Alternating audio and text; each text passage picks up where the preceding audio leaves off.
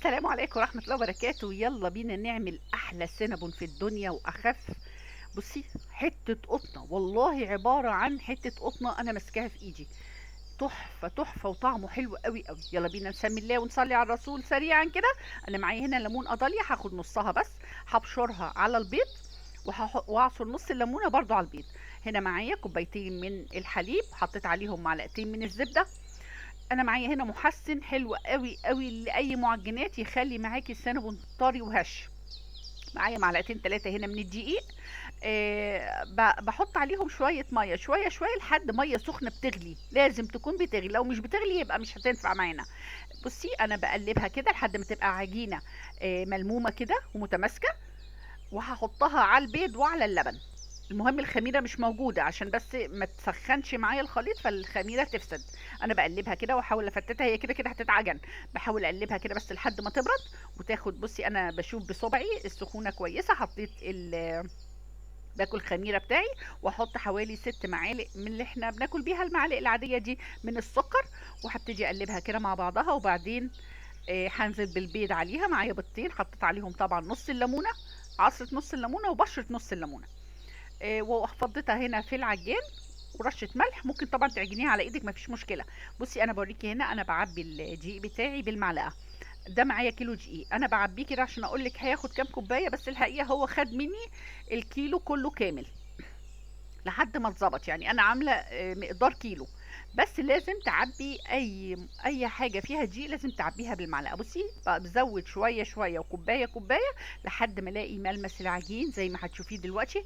بصي هنا لسه بتلزق، هبتدي ارش معلقه معلقه لحد ما تتظبط معايا. هنا ده كان اخر حبه في الكيلو، لقيت العجينه لسه محتاجاهم، رحت مكملاهم. بصي العجينه تمسكيها بايدك النضيفه، انا عموما عجنه مش بايديا فبمسكها بايدي الاتنين مش بتلزق، وتفرديها معاكي تمط معاكي كده. هي طريه جدا لكن مش بتلزق. هتغطي هنا على فكره السنابل من الحاجات اللي لازم تخمر مرتين. هغطيها وهسيبها تخمر، وهعمل الصوص في الوقت ده.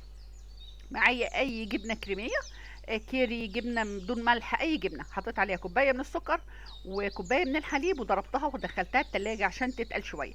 معايا هنا الحشوه اللي في النص، معلقتين من القرفه على معلقتين من السكر. طبعا تقللي تزودي براحتك، حبيتي تحطي دي. انا يعني زودت هنا شويه زيت، بس نقطه زيت على الرخامه وعلى ايديا عشان تتفرد بسهوله. المفروض ان احنا بنرش دقيق، بس الحقيقه كان اخر الدقيق عندي انا استخدمته، وقلت لا انا يعني هنمشي نفسنا مفيش مشكله خالص. افردي بنقطه زيت، هو الدقيق بيخليها تتفرد معاكي اسهل. بس في النهاية فردتها برضو، مفيش حاجة بتعطلنا. بتمسحي بمعلقتين كده من الزبدة على العجينة كلها. على فكرة ممكن تحطي معلقة كاكاو هنا لو حابة الخليط اللي جوه ده يكون بني غامق، عشان المفروض ان احنا بنحط سكر بني يعني. انا ما حبيتش احط المرة دي، مش بتفرق خالص والله، المهم الطعم وجماله يعني. رشيت هنا القرفة والسكر، لو حبيتي تزودي قرفة وسكر اكتر من كده برضو مفيش مشكلة. وقسمتها على 2 عشان اقدر اتحكم في العجينة. معايا سكينة هنا مشرشرة او سكينة حامية. بصي بتجيبي اخر طرف وتروحي حطاه من تحت علشان ما يطلعش بعد الخمران، ما تبصش تلاقيها فكت منك كلها. شكلتها وغطيتها وسبتها لما خمرت كده وملت الصواني. دخلتها على فرن يكون سخن، وطلعت هنا بصي هشه وخفيفه وطريه في منتهى الجمال وهي سخنه. جبت الصوص بتاعي، كان تقل طبعا شويه في التلاجة. انا بحب الصوص بتاعي ما يكونش سميك قوي، لان انا بحبها يخش ويتشرب جوه السينابون، بحيث ان هو يبقى طري من جوه ومن بره. معايا الشوكولاته قابله للدهن، اي نوع تحبيه. انا جبته خففته بشويه صوص من الابيض ده عشان تبقى سهله ان هي تخش جوه برضو. زي ما بقولك انا ما بحبش الصوص يبقى واقف فوق القطعه كده ومن جوه ما يكونش فيها صوص. ولا اروع، جميله جميله تحفه وطعمها حلو قوي. احفظيها لرمضان، يعني حاجه كده جديده. زهقنا من الكنافه، زهقنا من القطايف والحاجات العاديه التقليديه بتاعه رمضان، نعمل اكله زي دي حلوه وجميله وسهله ويعني حاجه كده قيمه.